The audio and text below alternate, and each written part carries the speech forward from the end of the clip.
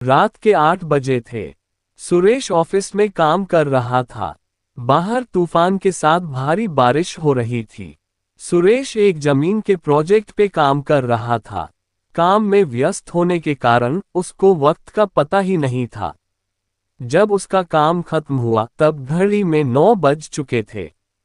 Battery कम होने के कारण उसका मोबाइल भी थोड़ी देर में बंद हो गया। जब वो बाहर निकला था तो उसके होश उड़ गए। काली अंधेरी रात थी। सुनसान रास्ता था और आसपास में कोई नहीं था। तूफान के साथ तेज बारिश गिर रही थी। भारी बारिश की वजह से बिजली के खंभे से सारी बत्तियां भी बुझ चुकी थी।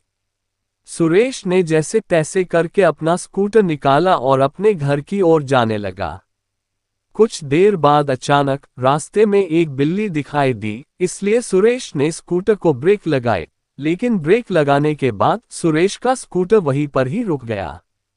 सुरेश को ऐसी अनुभूति हुई जैसे मानो उसका स्कूटर किसी ने जकड़ लिया हो।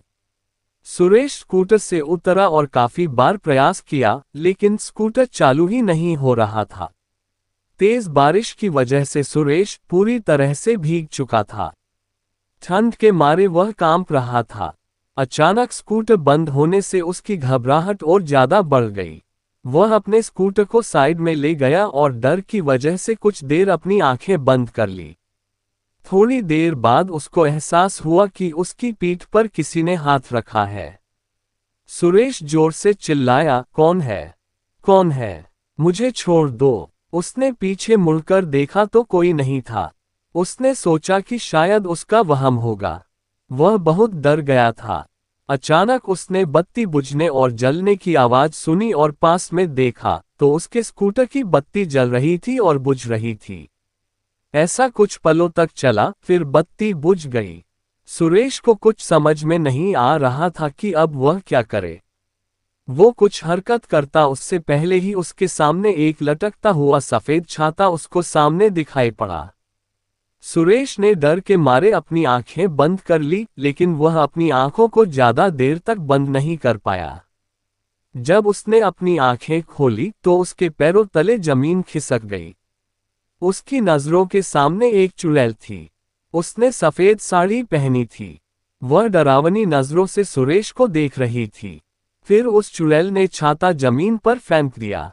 सुरेश ने देखा कि बारिश की बूंद चुड़ैल की साड़ी पर गिरते ही बूंद लाल रंग की हो गई। धीरे धीरे पूरी साड़ी लाल रंग में परिवर्तित हो गई। ये दृश्य देखकर सुरेश भयभीत हो उठा और अपना स्कूटर चालू करने लगा।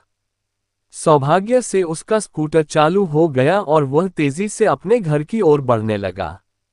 कुछ देर बाद वही चुड़ैल सुरेश के स्कूटर के सामने आ गई। सुरेश स्कूटर को नियंत्रित नहीं कर पाया और स्कूटर एक पेड़ पे जाके टकराया। पेड़ से टकराते ही तुरंत सुरेश की मौत हो गई।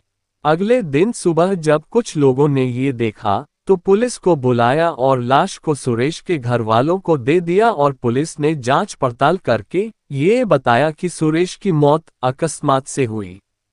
वह तेज रफ्तार से स्कूटर चला रहा होगा और नियंत्रण न रहने पर पेड़ से टकराकर उसकी मौत हुई। थोड़ा आगे एक तालाब वाली गली आती है, वहां मुझे छोड़ दीजिएगा। तालाब के पास में ही मेरा घर है, औरत ने जवाब दिया। परेश ने उस औरत को अपनी कार में बिठाया और आगे बढ़ा। परेश को थोड़ा डर जरूर लग रहा था, लेकिन उसने गाड़ी चलाने पे ध्यान केंद्रित किया। थोड़ी देर बाद पीछे से आवाज आई, बस यहाँ पे रोक दीजिए, मेरा घर पास में ही है। परेश ने कार रोक दी और उनको उतरने को कहा। अचानक उसने पीछे से डरावनी आवाज सुनी, परेश अब तू गया, तेरा अंत अब नजदीक है, मैं तुझे नहीं छोड़ूंगी। परेश ने पीछे मुड़कर देखा तो उसके होश उड़ गए। वो औरत एक खौफनाक चुड़ैल में परिवर्तित हो गई थी। उस चुड़ैल ने जोर से परेश को धक्का दिया और उसको कार से नीचे गिरा दिया। फिर परेश को घसीटकर तालाब की ओर ले जाने लगी। परेश बहुत चीखा और चिल्लाया, लेकिन चुड़ैल ने उसकी एक नहीं सुनी। परेश ने चुड़ैल से कहा, कृपया मुझे छोड़ दो, मुझे जाने दो, मैंने आपका क्या बिगाड़ा है? परेश, तू आज मेरे हाथों से ही मरेगा। तुम्हारे दोनों दोस्तों को तो मैं मौत के घाट उतार चुकी हूं, अब तुम्हारी बारी है।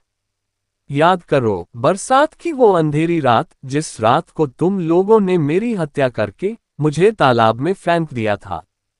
जिस जमीन ने मुझे और मेरे माँ बाप को रोज एक रोटी दिलाई थी, वह जमीन तुम तीनों हड़पना चाहते थे और उस जमीन पे शराब की फैक्ट्री लगाना चाहते थे। जब मैंने और मेरे पिताजी ने हस्ताक्षर करने से मना कर दिया, तो तुम पापी दरिंदों ने मेरी और मेरे पिता की हत्या कर दी और दोनों को तालाब में फेंक दिया। हमारी मौत का कारण लोगों को ये बताया कि हम पानी में डूबकर मर गए हैं। मैं उस जमीन पे कभी भी शराब की फैक्ट्री नहीं चलने दूंगी तथा मैं वापस मेरे और मेरे पिताजी का बदला लेने के लिए आई हूं। आज तुझे भगवान भी मुझसे बचा नहीं पाएगा, कहकर चुड़ैल ने जोर से धक्का दिया और परेश को तालाब में गिरा दिया और पानी में डूबकर उसकी तुरंत मौत हो गई। फिर चुड़ैल अदृश्य हो गई। दूसरे दिन किसी ने परेश की लाश को पानी में बहते